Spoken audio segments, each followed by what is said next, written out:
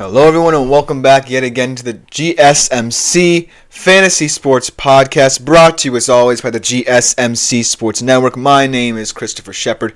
Thank you all for tuning in. Happy Thursday to you all. We should have a great show ahead. We're actually going to be starting off in the world of college football today, and a very exciting crop of Week 13 games that could determine a lot of teams' fates in both conference title implications and CFP implications as well. Then we'd fully transition into the NFL. I'll be updating you on some key injuries that occurred this past week or some reoccurring injuries that you might have to monitor in terms of fantasy implications. Going to be making some picks for Week 12's biggest games as well. A lot of divisional rivalries that could determine certain seeding places in this very tight AFC and NFC playoff picture. Talk about some Week 12 prop bets. Very interesting players and storylines to follow, as always, in the National Football League this weekend.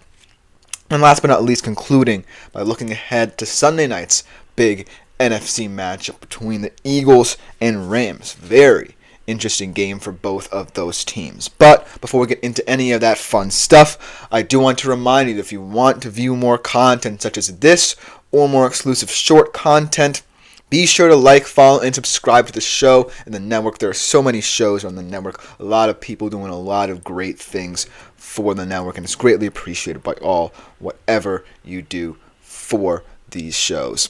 But if you want to interact with them a little bit more directly, you can do three things here. You can make yourselves available to the Super Chat, Super Thanks, and Super Stickers features here on YouTube by either leaving a tip or donation through the $ in the chat box in the comment section, or just leave any questions, comments, or concerns you might have throughout the show, and I will gladly read them on air. Or you can just go to our website, gsmcpodcast.net, and leave a tip or donation there. But either way, anything you do for this podcast is greatly appreciated, and I'm sure all the other podcasters in this network appreciate what you do for them as well. So be sure that if you feel so inclined to make yourselves available, these great ways to contribute and interact with the show. Without further ado, let's jump right into our first segment of the day, starting off in the world of college football. Let's talk about Week 13, because it could get pretty hectic here. I feel like so many different games could determine so many different things, whether it be what one-loss teams could surprisingly fall out of the race entirely should they lose this weekend, or determine that crazy Big 12 race as well. So many intriguing games to talk about, and perhaps one of the most important Army-Notre Dame games perhaps since the Second World War. So there was a lot to discuss in the world of college football. So without further ado, let's jump right into my favorite games this week and take a look at the betting perspective surrounding them.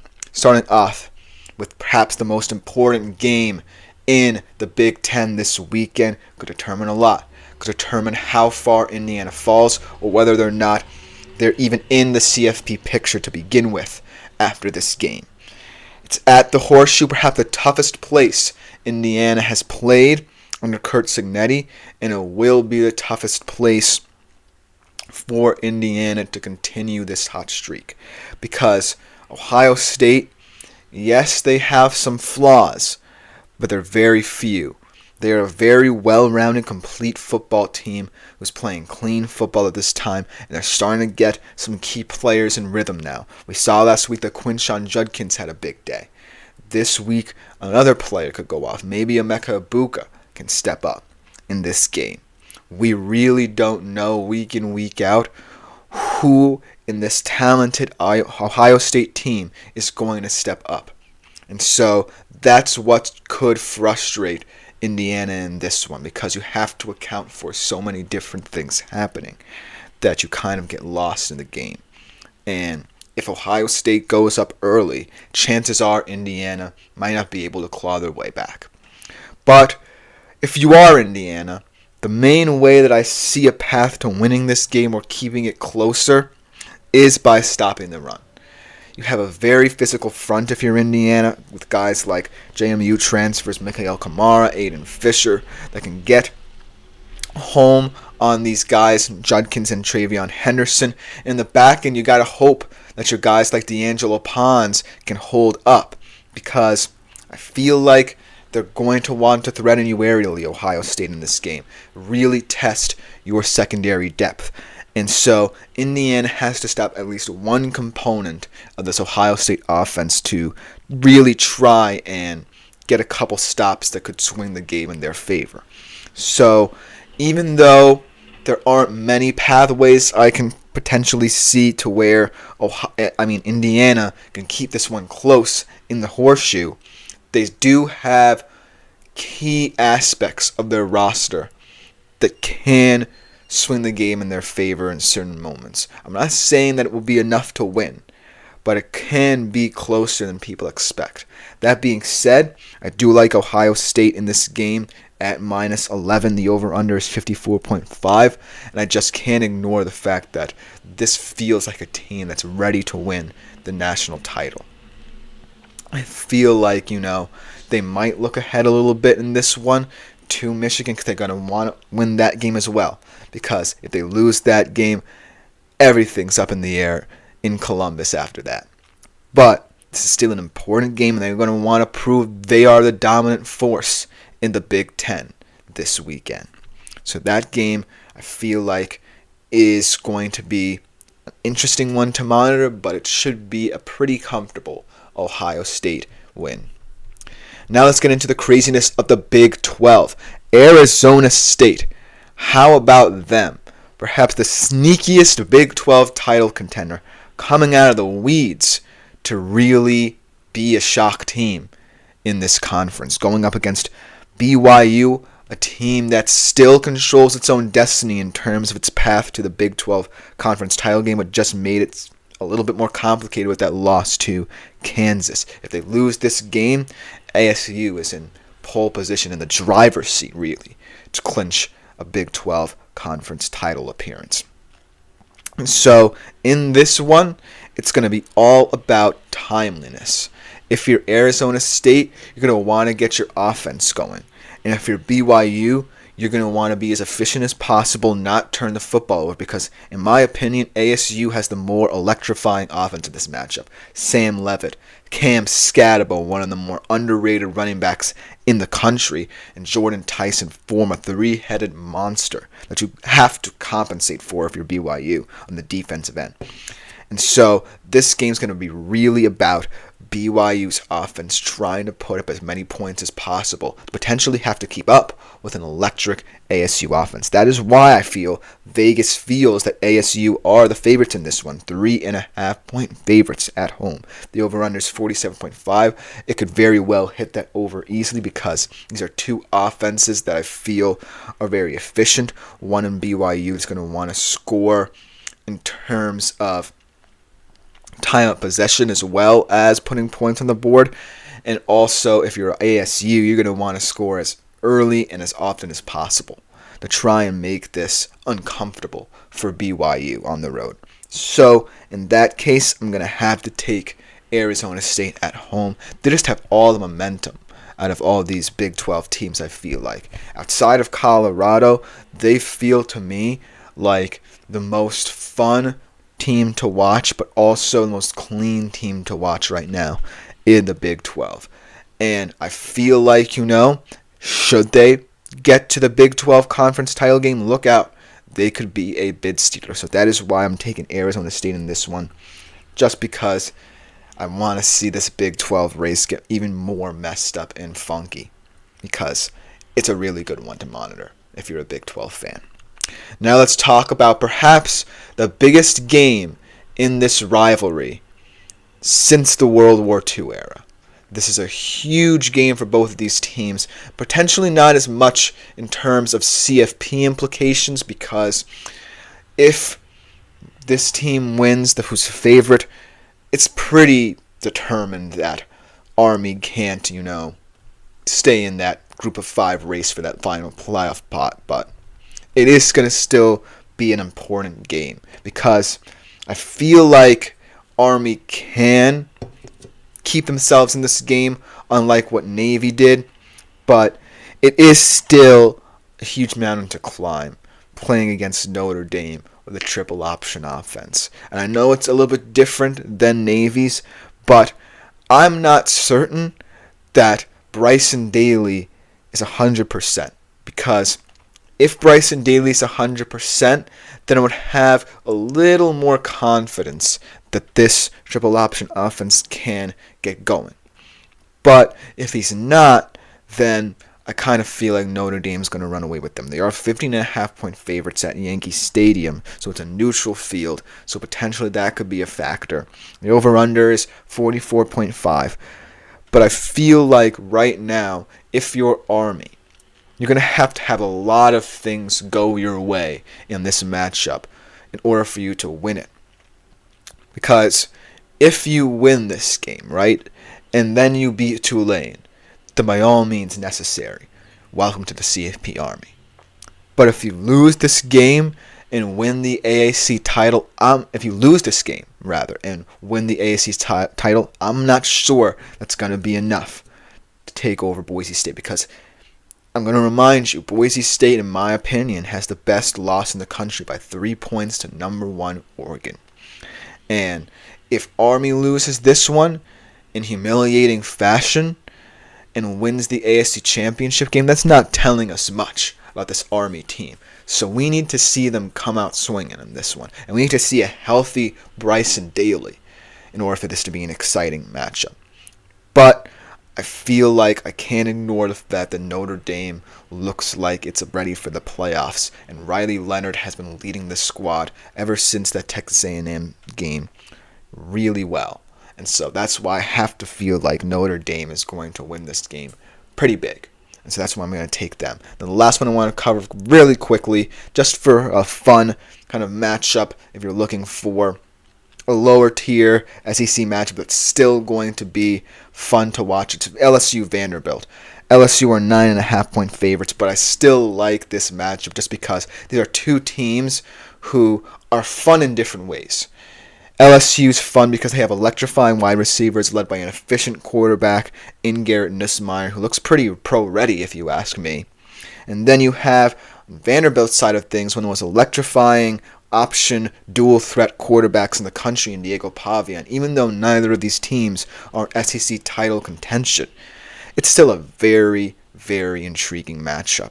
I feel like this game could go either way, but I still think that I would take LSU if this game happened today.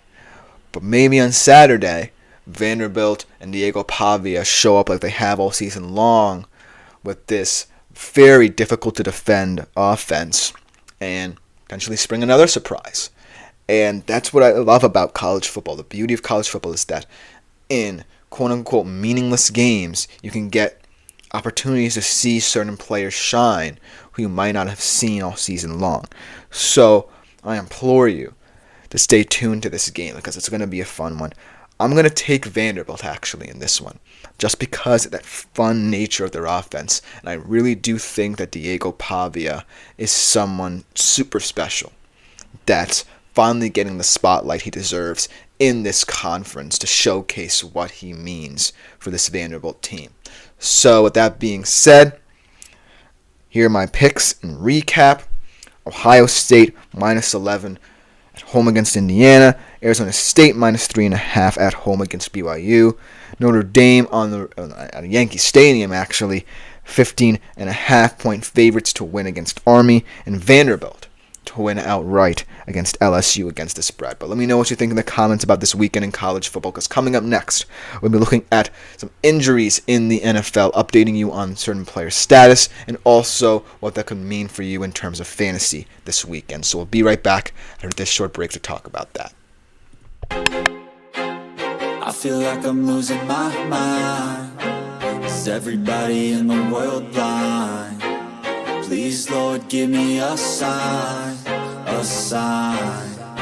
I feel like I'm losing my mind. Is everybody in the world blind? Please, Lord, give me a sign, a sign. I wanna wanna be the greatest. Everybody on the fake shit. I look around and feel like everybody is the fakest. I make this every day and I'm impatient, hoping one day I blow up from the basement. Statement, the top is so vacant. I don't hear shit that I think is amazing. Waiting for my day when I'm playing sold out shows for 1,000 faces. Hey, give me that crown, get in my way and to be put down. It ain't your place, all this my town. If I want that shit, then I'll get it right now. I'm losing it, the noose it fits, I'm losing shit. A stupid myth, you choose to live or choose to dip. You choose to fight or lose your grip and lose a gift. I feel like I'm losing my mind. Is everybody in the world blind? Please, Lord, give me a sign, a sign. I feel like I'm losing my mind. Is everybody in the world? Hello, everyone, and welcome back into the GSMC Fantasy Sports Podcast, brought to you as always by the GSMC Sports Network. Before we get into our second segment of the day here on the show, I do want to remind you that if you wish to interact with the show a little bit more directly throughout its duration, consider making yourselves available to the Super Chats, Super Things, and Super Stickers features here on YouTube. Again, great way to contribute and interact, greatly appreciated by all concerned at the network. And just a fun way to make the show even better than it already is. So if you feel so inclined throughout the show, let me know your opinions about certain things in the comments section. But other than that, let's get into our second segment of the day here on today's show. As we do get a comment from Dylan Fink, welcome to the chat, asking some advice for his fantasy team. I always love to hear it. He's in a full PPR League 12 team. Boost for playoffs that can afford upgrades. QBs are Daniels and Justin Herbert. Running backs Kenneth Walker, Dobbins, and Jacobs. Wide receivers Jamar Chase, Garrett Wilson, Terry McLaurin, DeAndre Hopkins, Tank Dell, and Joshua Downs. Tight ends are Henry, I believe that's Taysom Hill, and Jake Ferguson. Who you selling and buying? Well, I do like the depth of your team, but there are some positions of concern, mainly the running back position. I do like the back end of it. I like Dobbins a lot, but Walker and Jacobs, Walker is in a very troubling offense, and I know this as a Seattle Seahawks fan where the run game's definitely not getting generated as much as I would think. And then Jacobs' side of things, it's all about the flow of the game for the Packers. So if I were you, I would look at the running back market. It isn't a very deep market right now, and I can't really pinpoint someone, but someone who I think could be very intriguing down the stretch is a guy who I'm going to be talking about in my injury report, Isaiah Pacheco. He can mean a lot to this Chiefs team down the stretch because they're going to be fighting for this number one seed, and there's going to need some variance to this offense. And Mahomes hasn't really played well, so he's going to need someone in that backfield to step up, and Pacheco could be a huge option. So I'm buying into this Pacheco thing. Maybe you're going to have to drop one of your running backs to make it happen, but I do think he's a worthy pickup just because of the situation. In terms of wide receivers, though, I feel like that depth is pretty impressive when you consider it, but I do think there are a couple guys who might decline. I think, for example, once Diego Collins get going, Tank Dell might not be as integral to the Texans, and Josh Downs, he's going to be up and down because who knows what this Colts team really is. So I'm looking at guys like Nick Westbrook-Akine, perhaps, who I talked about in my waiver wire. Or let me think about this. It's very interesting. I think that, a lot of positional depth can be found in the wide receivers. I am blanking on it. Maybe some guys on teams that might not be competing this season are more valuable than, say, some guys who are in complicated offenses to figure out right now. But it just goes to show that there's depth, not just in what you think your team is, but in the waiver wire as well. So, while I think your team is strong, there are certain improvements, but not many. So, I would mainly say one or two tweaks at certain positions, but overall, I think you're a very well-rounded team. But thank you for your comment, Dylan. I hope you're enjoying the show. Let's get into our injury updates. I kind of foreshadowed what I'm just going to talk about a little bit with the Isaiah Pacheco injury. I do think it does kind of change things for the Chiefs here because he is someone who I feel like represents a path for the Chiefs where Patrick Mahomes doesn't have to rely on working his magic all the time. Because the run game for the Chiefs has been spotty year long. And as much as I think Kareem Hunt's physicality is something to monitor for the Chiefs going forward, and it's a nice kind of option to have, I do think Pacheco is one of those guys who can step in, whether in the red zone, early downs, and really, really bring out the best in this Chiefs backfield. So when he's expected to return, potentially in this week against the Panthers, look for him to potentially be a nice little fantasy addition off the waiver wire, should he still be out there. Now let's talk about players who either have returned or are getting ready to return. Let's talk about Nico Collins first, because Nico Collins is someone who I really think is going to be the focal point, one of the focal points of this Texans offense going forward. I think there's been a lot of frustrations this season in the pass game for CJ Stroud and the Texans, mainly because, a lot of defenses have been getting more pressure on CJ Stroud, and as a result, we see him kind of become more unnatural than last year. But now that Nico Collins is back, I think it calms down the flow of this offense. I think we're going to see the best parts about CJ Stroud and his game in these coming weeks. I think he's going to be getting the ball out quicker. He's going to be taking more risks that can pay off for him rather than, get turned into turnovers, which have often happened this year. But I do think that while Nico Collins is still a fascinating fantasy option, I still want to see balance in this Texans roster, because I do think that Joe Mixon is also a player that's going to make this offense tick in the future. So Nico Collins, as important as he's going to become over these next couple of weeks, I'm a little bit wary of him. Maybe not to the point where I say completely sit him out of certain games, but he is someone who I'm monitoring in terms of how this offense plans for the rest of the season, because he is someone who's valuable. But I do think that Joe Mixon throws a wrench into this whole offensive game plan going forward for the Texans. And let's talk about Dalton Kincaid, because this is an interesting kind of case study here, because Dalton Kincaid obviously injured his knee a while back, leaving that game against the Dolphins a couple weeks ago, and his status hasn't really hindered the Bills, but I still think that when he's on the field for the Bills, it just creates an entirely new way to view this offense, because they've had impressive wins without him, and in fact, for that matter, Keon Coleman, and they really look like a team now that's well equipped to overcome any injuries to the squad. They've done it on both sides of the football, but I still think that Dalton Kincaid is a very special player for this Bills offense, because I love the depth of their tight end room. I love what Knox has been doing these past couple of weeks, but when Dalton Kincaid is out there, he really is someone who loves to take up space in the short to intermediate areas of the field and allow others to get more vertical. And if Amari Cooper's healthy, if Keon Coleman are healthy, they are real big play threats on the field.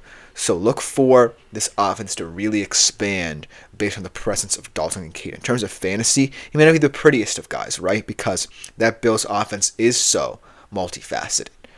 But in a way, he opens up a lot for fantasy players who you might want to see more production out of, and in turn can also exploit zone coverages that the Bills might be facing down the stretch.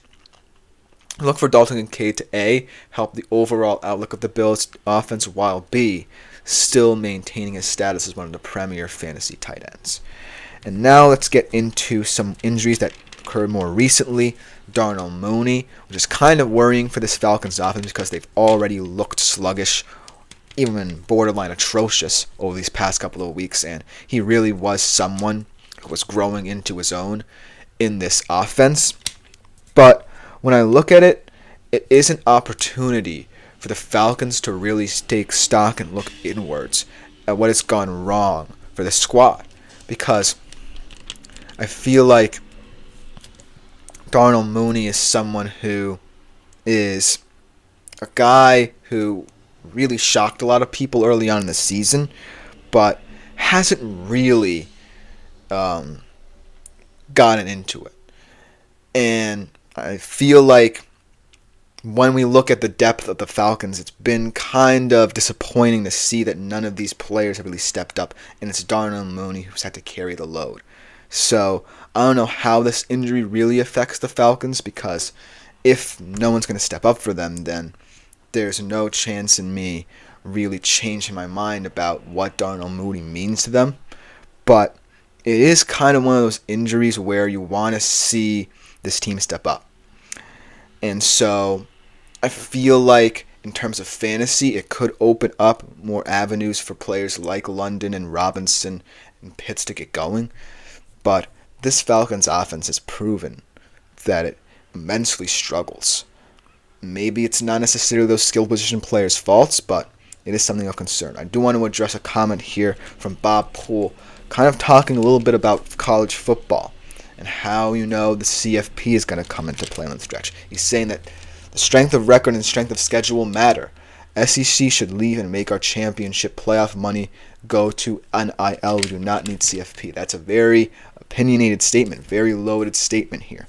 But I do think that in terms of college football, I'm not a big financial guy when it comes to sports, and I know that it might sound funny, but I do feel like if there is no sort of major championship tournament, so to speak, I don't necessarily feel like conference games will matter as much, because that was one of the worries coming into this whole thing about the 12-team playoff, right, is that how much stock we placed into important conference games. And I feel like certain teams still are placing stock. In terms of how it will affect the college football picture in the future, who knows? Maybe certain conferences might want to combine into a super conference down the stretch. Who knows? Maybe the playoff expands and it becomes a broader thing.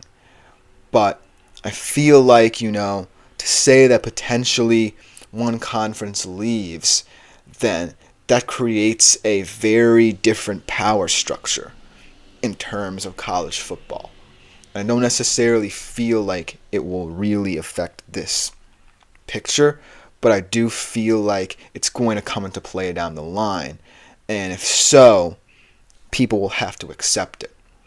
And so I'm not saying that the college football playoff should dissolve, but it is something to monitor on the stretch, because it's getting to the point where people are starting to question certain things about college football, like conferences, like how NIL will impact it, like how certain teams shouldn't be having a seat at the table, perhaps. So it's going to be interesting to monitor how people develop more ideas about what the future of college football on the stretch. And I think this opinion might stand the test of time in a couple of years. So thank you for Bob Poole. Even though it's not necessarily a huge fantasy take, it is a very interesting take nonetheless about college football. But we do have to take a quick break here, and when we come back on the other side, I'm going to make my picks for some of Week 12's biggest games in the NFL, so don't go anywhere. Looking for your daily fix of sports talk without having to pay for it?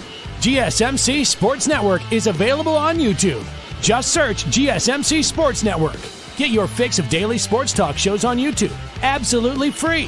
NFL, college football, NBA, MLB, MMA, UFC, fantasy football, and so much more. GSMC Sports Network has shows running all day long, with new sports shows starting every 2 hours. Just like on your favorite cable sports channel, except GSMC Sports Network is absolutely free. Hello everyone, and welcome back into the GSMC Fantasy Sports Podcast, brought to you as always by the GSMC Sports Network. And for our third segment of the day, it's finally time to make my picks for the biggest games of Week 12. A lot of interesting divisional games, a lot of games that could be high scoring, a lot of games with different implications for certain teams.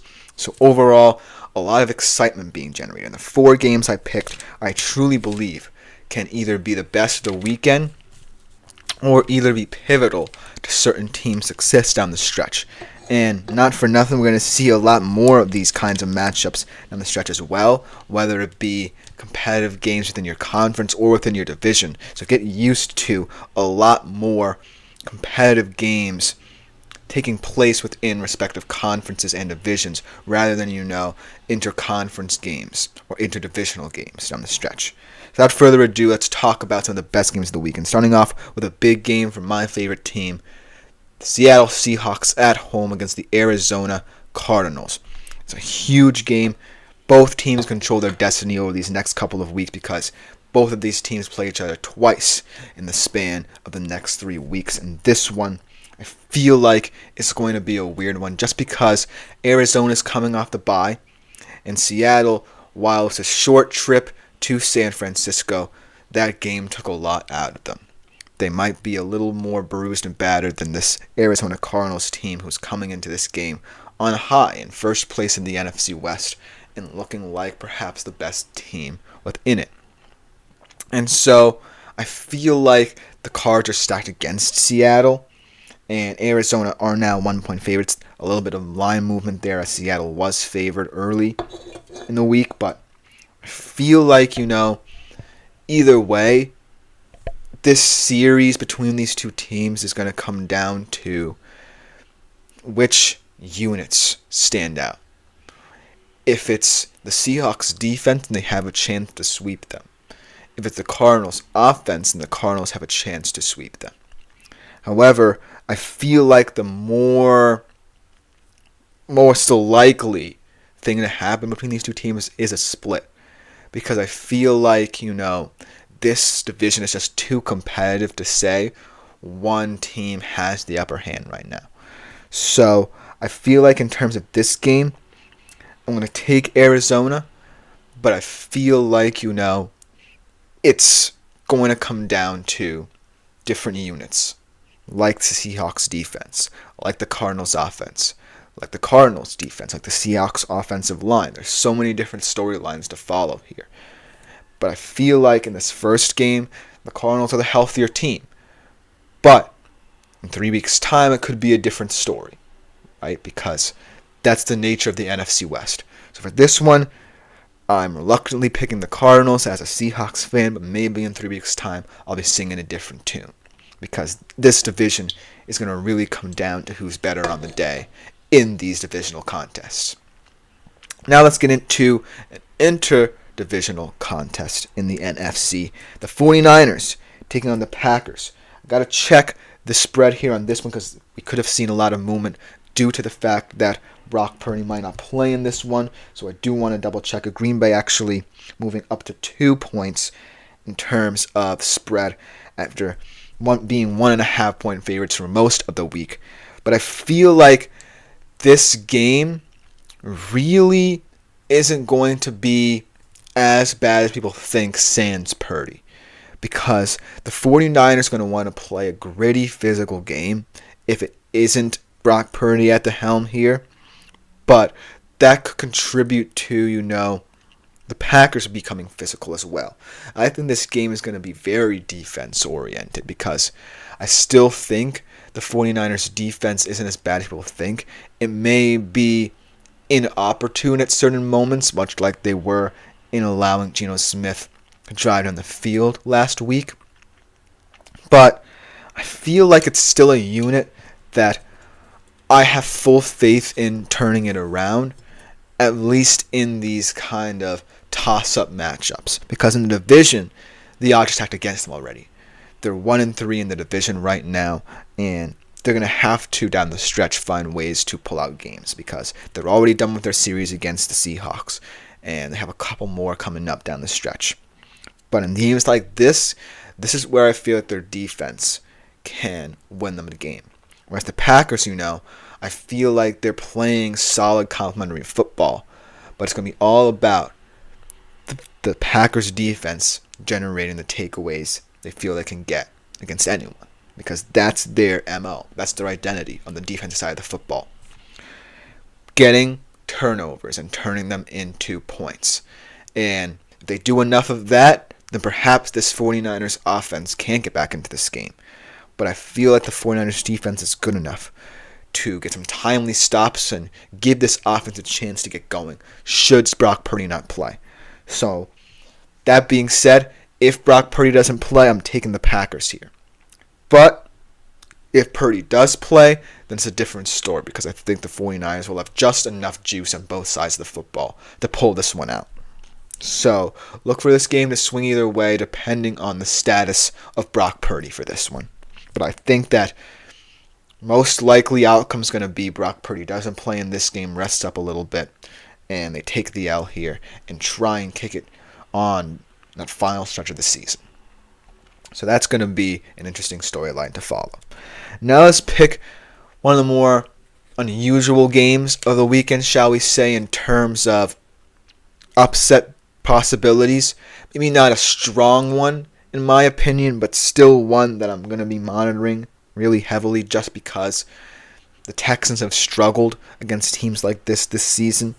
And going up against a Titans team that's really proving to be a feisty defensive squad, I feel like this Texans offense will continue to struggle to get going. I know that I am hopeful about this Nico Collins return for this Texans squad down the stretch, but I feel like either way, it's going to be all about CJ Stroud staying comfortable and composed in the pocket against teams like this, because you don't want to say we lost a trap game this late in the season if you're the Texans, because they're right in that category of teams in the AFC that aren't at the Bills or Chiefs level just yet, but could make some noise in the playoffs. I have about 3 other teams above them outside of the Bills and the Chiefs: the Chargers, Steelers, and the Ravens. The Chargers, Steelers, and Ravens have statement wins.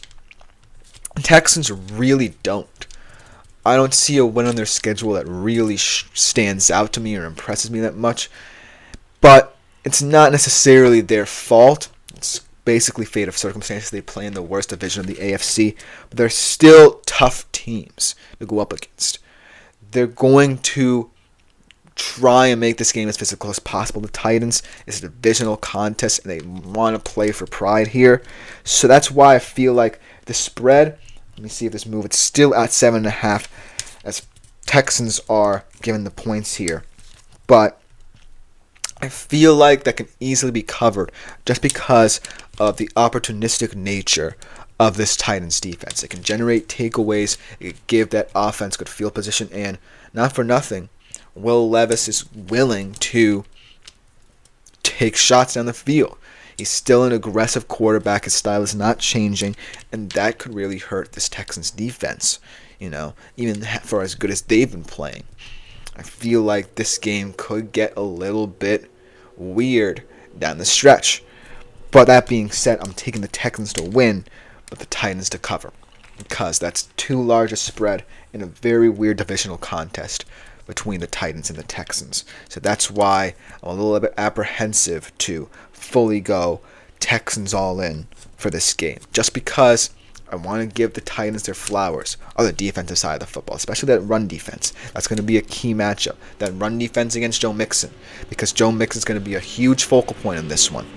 But I feel like I have to take the Texans for the win in this one, but give the Titans their just dues here.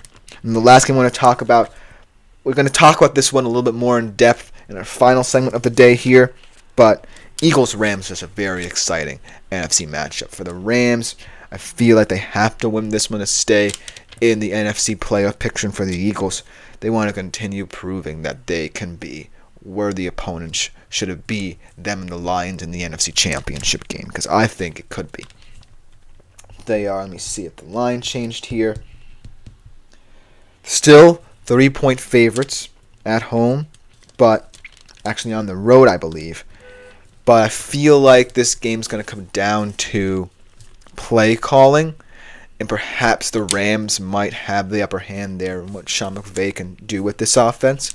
But I feel like the Eagles' raw talent just the fact that Jalen Hurts, Saquon, A.J. Brown, and Devontae Smith are all clicking at the same time lends me to believe that this is going to be a very tough matchup for the Rams. As much as I like the Rams, as a Seahawks fan, I'm conceding that this Rams team is damn good, and they have a lot of weapons on both sides of the football that can win games like this.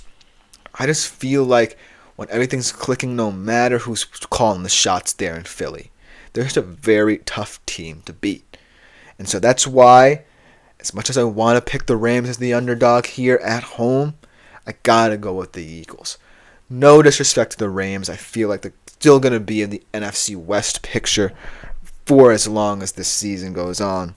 But it's got to be the Eagles for me in this one, just because of all the talent they have and just because of what they've been doing these past couple of weeks. It leads me to believe that this team is not going to slip up, and they're really going to prove their potency in the NFC playoff picture. But let me know what you think about all these games in the comments. Should be an exciting week of action in the NFL. But coming up next, we're going to be talking about some player prop bets as well. Which players are going to stand out to me this week in football? We want to find out right after this short break.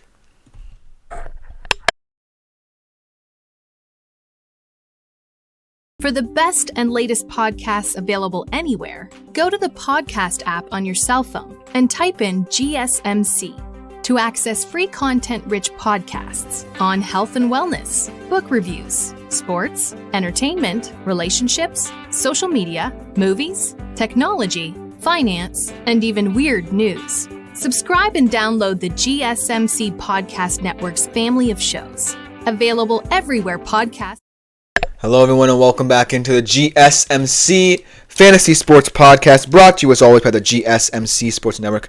And for our fourth segment of the day here, going to be talking a little bit about some players and some interesting prop bets to consider for this weekend. We talked a lot about the games and what they could mean in terms of the playoff picture and things of that nature, but I want to talk about certain players, whether or not they're in playoff contention or not, because this is a very interesting weekend, like I said, in terms of interdivisional play, interconference play, and how it could all shake out in the short-term future for these teams, no matter who they are. And so I wanted to try and diversify this segment enough so that I'm paying attention to all different kinds of players and teams and situations, rather than just focus on the big stars that you feel like will be safe bets week in and week out. So without further ado, let's jump right into it, starting off with the guy who is definitely not a safe bet and could definitely still shake up the NFL landscape for the long-term future, actually. And that is Tommy DeVito. Let's talk about him a little bit. Being named the QB1 for the Giants for this game in favor of Daniel Jones. And in this one, let me check actually who they are playing, because I actually forgot here. I feel like Tommy DeVito, though, is a guy who has a little bit more upside and moxie to his game than Daniel Jones. They're playing the Bucs here, which could be a very weird game because the Bucs are also going to bring it after their bye week. They want to make a run to the playoffs. But the Giants, though, they're mainly playing for pride, and that's why I feel like Tommy DeVito could be someone to shake things up a little bit. So I'm going to take the over in terms of passing touchdowns for him. At 0.5, seems like too low a total for a guy who has proven he can be a competent backup in this league. But I still feel like in terms of the Giants' outlook, this is a team that's not as bad as their record shows, and they're going to play with heart down the stretch here. I know that a lot of people are going to be saying, well, the Giants are doing this to position themselves well in the draft so they can go out and draft a Shadur Sanders or Cam Ward, but no, I think this was really a move, in order to preserve some cap space, to either move on from Daniel Jones or to prevent him from injury, or to actually try and compete down the stretch. And Tommy DeVito can certainly do that with his style of play. So in a tough game, right, against the Bucs coming off their bye, look for Tommy DeVito to want to match their energy and throw for over 0.5 touchdowns. And now let's go and stick in the NFC East with the Philadelphia Eagles. How about let's talk about Saquon Barkley here, because this is an interesting matchup for the Eagles. The Rams' defense is a defense that's grown into its own from front to back. I feel like these two rookie ends here, Jared Verse and Braden Fisk, are going to try and generate as much pressure as possible on this team, potentially resulting in not a big day for Saquon, potentially forcing him out of his comfort zone a little bit, forcing this Eagles team out of its comfort zone. I still think they'll pull off the win, like I said, but we're going to see it not necessarily be as pretty as possible. So that's why I think Saquon's going to hit the under this week, 96.5 rush yards. Certainly seems like kind of a long shot, but because Saquon has been over-exceeding expectations in his first season with Philly. But this just feels like one of those games where a lot of different things could happen for different units. And I feel like the Rams' defense is in its stride right now. And so it's going to be difficult for a guy like Saquon to really get going against it. It's not an indictment of him, but I just feel like it's going to be a weird week for certain players in the Philly offense. So that's why I'm taking the under here for Saquon here in this one. Now let's talk about some receiving talent here. Let's talk about one of my favorite receivers in the National Football League, on my personal fantasy football team, Mr. Amon-Ra St. Brown. Just someone who's always been a reliable receiver for the Detroit Lions, proving that his first-team All-Pro status last year was not a fluke, maintaining his connection with Jared Goff and proving to be one of the premier wide receivers in the NFL. Going up, though, against a very interesting defense here in the Indianapolis Colts. Very interesting defense in terms of its depth, in terms of its fearsomeness, in terms of what it can do to certain offenses that might not expect it. This is a top 10 unit disguised as a top 15 unit, if that makes sense, because I feel like they're better than what their record shows and the teams that they've had to play against show in terms of matchups, because they had some tough matchups, but they've really proven, even in losses, that they are a premier defense. This is a tough task for them, and I mentioned that it could be a surprising upset this game, but I still think the Lions just have enough on offense to overwhelm them, and Amon-Ra is a big part of that. So that being said, as much as I respect the Colts defense, look for Amon-Ra to hit the over in terms of passing yards at 77.5. I just feel like he's in his stride right now. Him and Jared Goff's rapport is unmatched in the National Football League. I don't think there's a better QB wide receiver duo right now, in my humble opinion. And I know that's weird to say because we have a lot of intriguing QB wide receiver duos, a lot of exciting, fearsome ones around the NFL, but when they click, they click. And Amon-Ra's just one of those guys who might not be flashy, but is certainly reliable enough to week in, week out maintain his consistency. And I don't see it falling off anytime soon. So I'm taking the over. No, it's a weird matchup. No, I'm giving all respect to the Colts in this one, but Amon-Ra is just too much of a consistent matchup nightmare for NFL teams that I can't see him hitting the under. And now let's talk about an exciting tight end who finally, last week, had a breakout game against Miami, and going into this tough divisional matchup against the Broncos, will look to continue his hot streak here. Brock Bowers. I really think that what with this new offensive coordinator in Las Vegas, what with him trying to get more involved in this offense, even against another tough, physical, surprising defense in the Denver Broncos, he's going to have a big day. It might not be enough to win the football game for the Raiders on Sunday, but I feel like it will be enough to hit the over in terms of receiving yards here. So look for Brock Bowers to have another big day, hitting the over in terms of receiving yards at 59.5.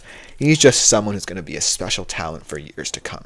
And we're starting to see it come to fruition in this down year for Las Vegas, because in the long-term future, say the Raiders want to go all in with a quarterback in this draft. Say they want to go all in on a guy like Shedeur Sanders. They're setting themselves up for success, and they're setting Brock Bowers, most importantly, up for success, because it was a risky pick taking a guy like Brock Bowers at high. But he really is versatile enough to let me to believe that he's going to be a star in this league. And so, what I want to see from him in terms of the rest of the season is continuing to elevate his game no matter how rocky it gets. And if he can prove that he is able to do that, then this Raiders team can get exciting in a hurry if they go all in and draft a guy like Shedeur in the 2025 draft. But for now, look for Brock Bowers to continue to grow in his rookie season to get to that point, because it's going to be excitingly magical in Las Vegas should that duo come to fruition, Sanders and Bowers. It's going to be a fearsome one if it happens, but for now, he's going to hit the over his rookie season against a divisional opponent. And then last but not least, I want to go back to another quarterback here, one of the hottest quarterbacks, actually, in the National Football League over the past couple of weeks. How about Justin Herbert? And he's in Monday night prime time yet again to take on the Ravens to kind of separate themselves from, that middle tier of teams. Like I said, the Bills and Chiefs, a tier of their own. And those teams in the middle, the Steelers, the Ravens, the Chargers, the Texans, this is a game to separate themselves. I think the Chargers might actually have the upper hand. Even though Baltimore is the favorite in this one, I really like what they did against the Bengals. They really shocked me with the play on offense and defense, at least in the first half. You obviously, I let it slip a little bit in that second half, but I still like this team. And I think that Justin Herbert's a player who has been coming into his own, and he's going to hit the over yet again against that pretty bad Ravens secondary. Look for him to really get going in this one and hit the over at 240.5 pass yards to really stand out. As we're going to conclude this segment here with a comment from Tap to Learn. Raiders Broncos always a rock fight. I like the upset getting 6 points with the Las Vegas. We'll see, because that Broncos defense certainly is feisty. But who knows? It is a divisional game, and I really think the Raiders, if they can get Bowers going, could be in it. And so I really respect that opinion. But we do have to take a quick break, and when we come back, we have to talk a little bit more about this Sunday Night Football match, a big one in the NFC between the Eagles and the Rams. So don't go anywhere.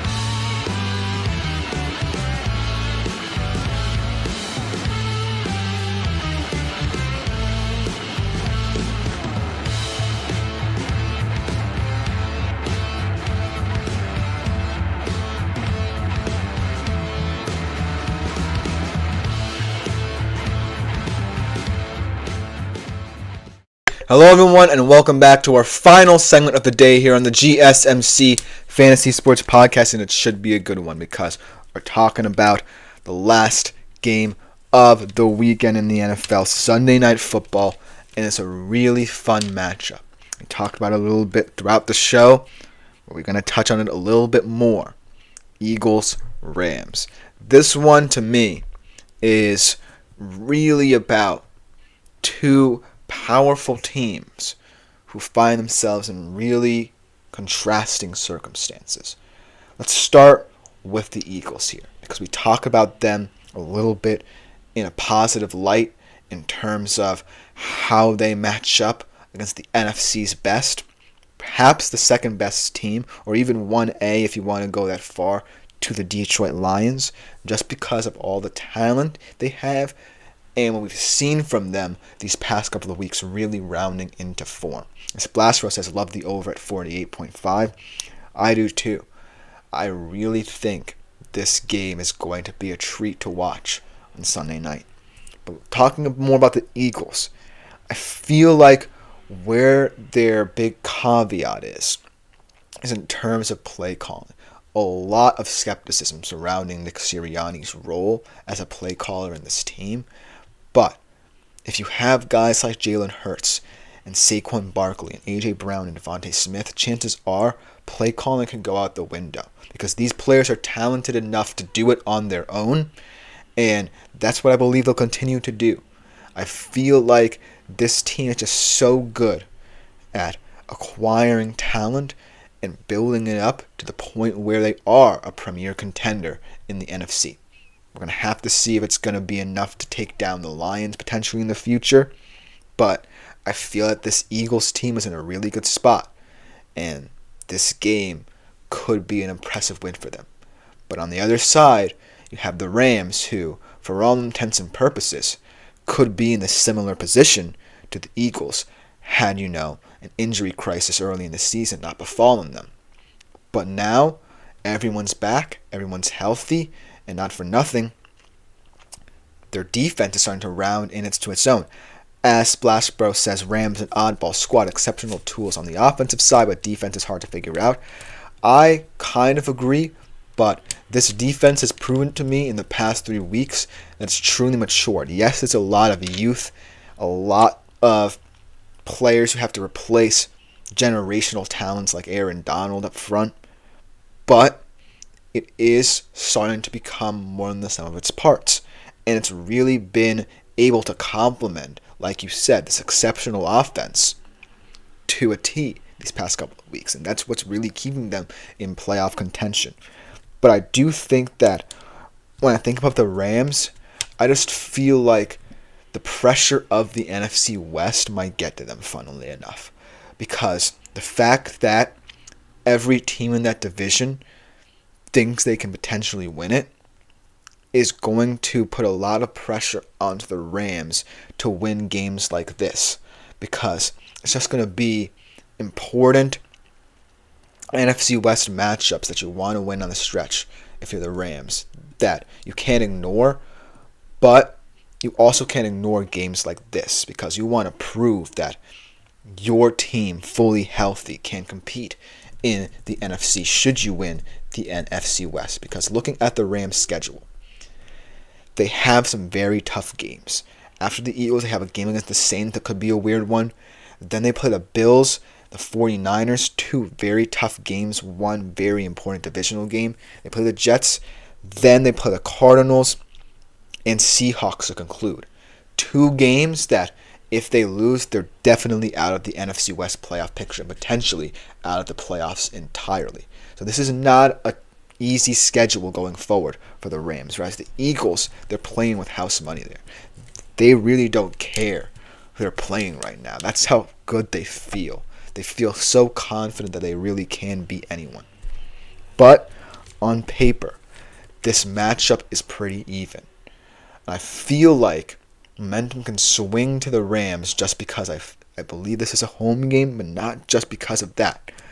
I feel like this Rams team is going to prove that when you're well-rounded, when you have the tools like Splash Bros alluded to on the opposite side of the football, with the defense growing into its own, you're going to be tough to beat.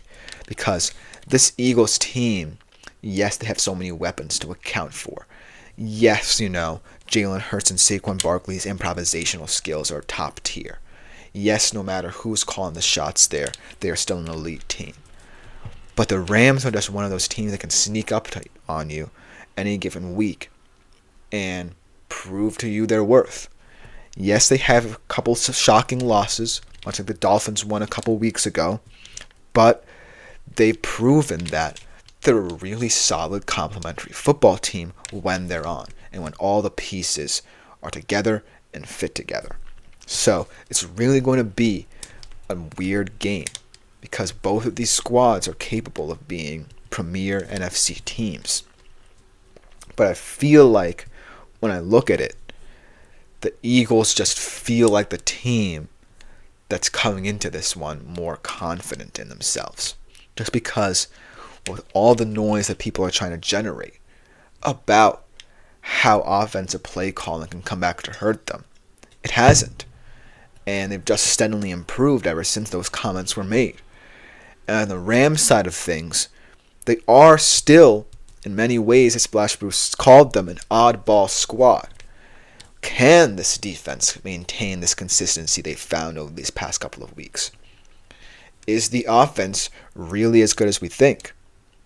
So there's so many questions surrounding the Rams that don't necessarily seem to be there for the Eagles or have already been answered by the Eagles to prove to me that they should be the favorite in this one. And so from betting perspective, much like we went over when I picked the Eagles in my segment a couple segments ago, I feel like this betting could be even more uneven than it actually is. Because as much as I respect the Rams, and I have faith that they potentially can win this football game, the Eagles to me are just a team that is playing with fire right now. And not necessarily in a bad way. They're playing with fire in a good way because everyone's clicking. They're firing on all cylinders no matter what. As Splashwest does say, though, they are benefiting from an easy schedule now and going forward. Who have they beaten? Well, they have beaten the teams in front of them. That's my answer. And the Commanders as well, Yeah, they're proving that potentially they're not necessarily the potent team that you thought they were after their shocking run to start this season, but they're still an elite team. And so, if I'm a bettor and I'm looking at this game and thinking about the Eagles' schedule, I would say that even though they haven't had a signature win, they're still a team that beats the teams in front of them. It's not their problem. They're in the NFC East. But if you continue to beat up on the teams in front of you, you are a good football team, no matter what. Whereas the Rams, there's just been too many inconsistencies in their game. Yes, early in the season, you could chalk it up to injuries, but now, even when they're winning, I still have questions about them. I point to the Seattle game, perhaps, for the Rams. It's a weird game where, as Splash says, Packers their best win in week 1. Yeah, but that was a weird one in Brazil where both teams were not playing in the best conditions and they had to rely on big plays. It was more about who scored more points rather than, two teams going at it as in a tactical chess match kind of thing. But let's go back to the Rams here because even in their wins, I don't necessarily think the Rams have proven to me that they've figured everything out. Because I pointed to this game against Seattle, right? They should have won that game a little bit more handily. Seattle let them stick around. But I think that in that one, we saw that they can play complementary football, but it's not necessarily enough to win games handily or beat up on who you should beat up on in certain games. And that's why the NFC West is as crowded as it is, because of the fact that teams you expect to have gotten off to good starts, like the Rams and 49ers, even healthily, because they haven't been healthy, but even healthy when they have most of their pieces there, haven't been winning, have either been losing or not winning convincingly enough. And so that's why I feel like right now, as much as we can talk about the Eagles' strength of schedule, it's not an issue for me because they have been impressive for what they've been doing.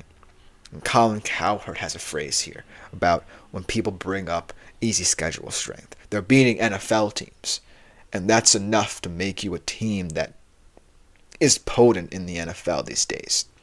If you beat up on who you should beat up on, you're still a good football team no matter what people say about you.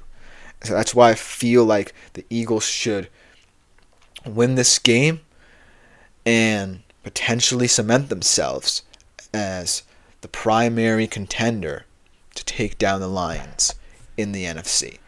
It potentially could be their toughest game on their schedule remaining, but it is one of those games where you kind of feel like if they don't look good, then you might have worry seep in.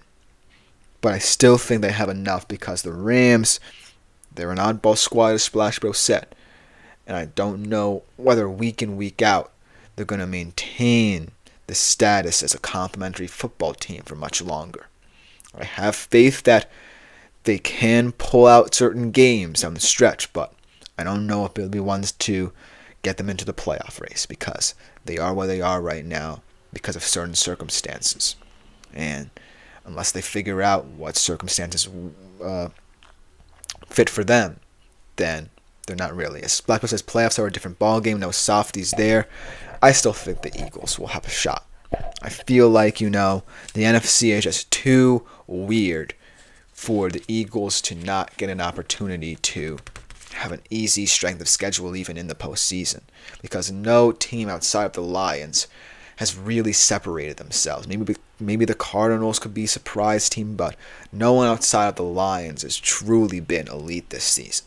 So, who knows what the playoffs will bring, but this game could be an amuse-bouche for that in terms of these two teams.